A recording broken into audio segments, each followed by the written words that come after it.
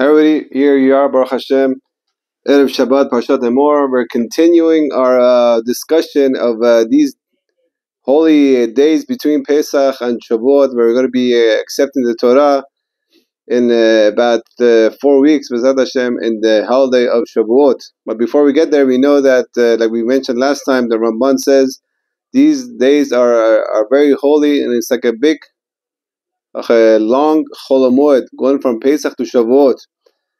But unfortunately, we know in this time we had the Talmidim of the students of Rabbi Akiva, 24,000, that unfortunately passed away during this time. And that was the biggest tragedy that happened in all of Jewish history. And you want to ask, what are you talking about? There's been all these different things that happened, the Holocaust, the Inquisition, and all the pogroms. We're not talking about numbers over here. We're talking about quality. Talking about 24,000 people who could revive the dead.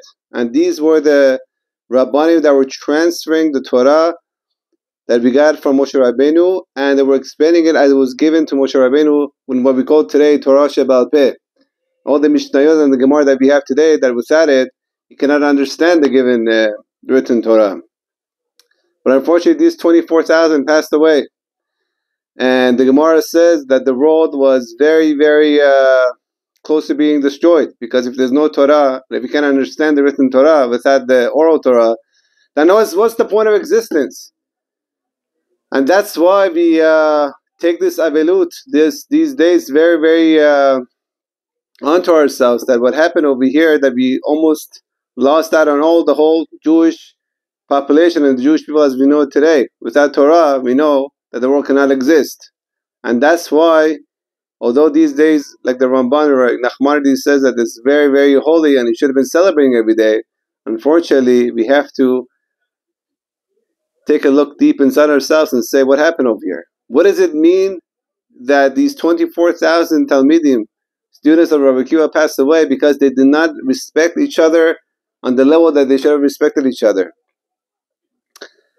And this is all related on how they passed away.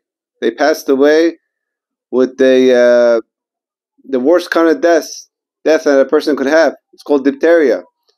That when the person's mouth, he gets a very, very bad disease that he eventually cannot breathe, and then he dies. He dies and is like being choked to death. Why? Why couldn't it be like I don't know, they went to sleep at night and they didn't get up in the morning? Kiss of death. Why did they have to die in such a horrible way? These 24,000 tzaddikim. And why? The bigger question is between Pesach and Shavuot. Why not take these days and this death and put it in a time like that we're mourning anyway? The 3 weeks in between Yud Zayin Tammuz and Tisha B'Av. Over there, we have all the bad tragedies that happened. The Beit HaMikdash was destroyed, and it's a bad time for the Jews anyway. So why not put everything together? Why did Hashem choose to put it in this time between Pesach and Shavuot?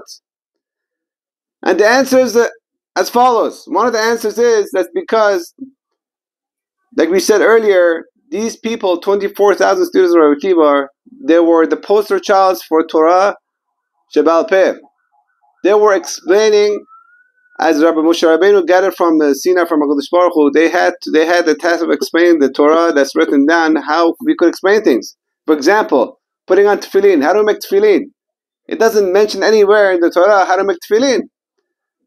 But Hashem told Moshe orally, and he passed it down, and these Tanaim, they were supposed to put it in the Mishnayot and the Gemara that we have today. It didn't happen through them. It happened through Akiva and 5 other students afterwards that we're going to get to later. But these people, unfortunately, passed away and they couldn't do it. Why? Because we have a very big rule in Judaism, that derech eretz kodma Torah. Before you could get the Torah, you have to improve your midot and your character traits when it comes to man and Hashem and man between men, which is the main focus right now, which we discussed last week. And since they didn't give the respect that they needed to give, Hashem says that you cannot come to Shavuot without the private proper respect for each other. And that's why they had to pass away. Okay? You understand that? But why with such a horrible death?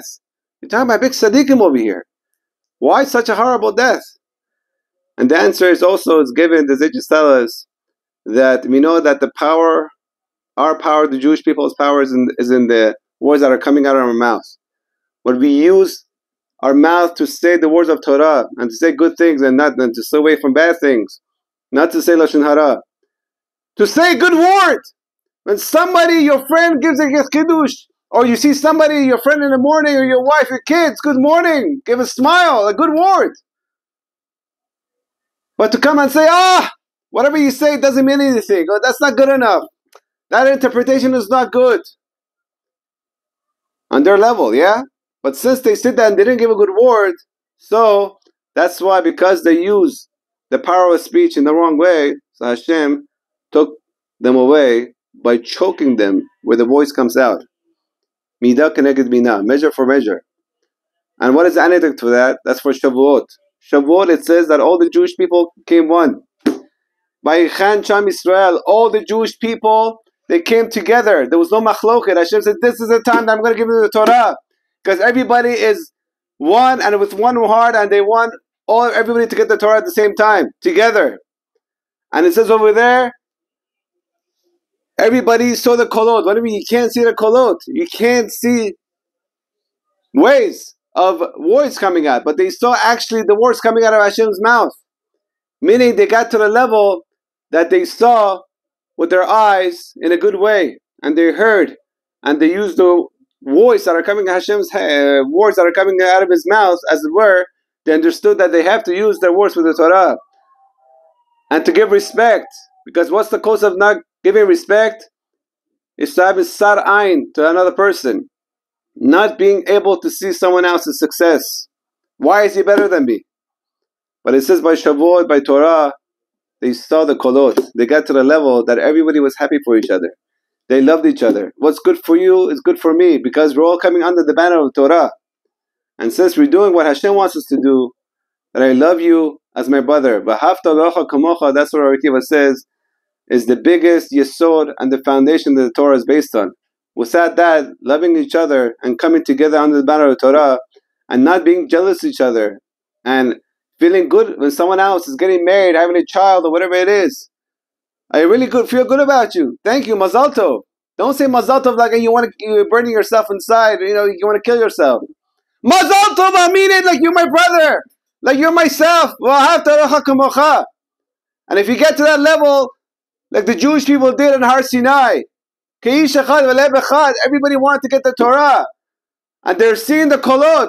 They saw that Hashem is talking to them, and that's what the voice of a Jew has to be, to give a compliment to each other, to the wife, to the kids, to your chavruta. Give a smile, and that little curve in your face will make everything else straight. Shabbat Shalom Orach.